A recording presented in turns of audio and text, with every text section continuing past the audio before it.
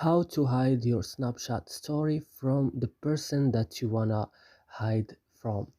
Today guys, I will show you how to do this. Just watch the video until the end. You go first and you open Snap. Then when Snap is opening, as you see, you go here on your profile and click.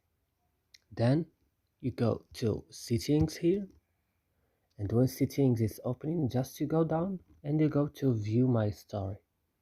Click.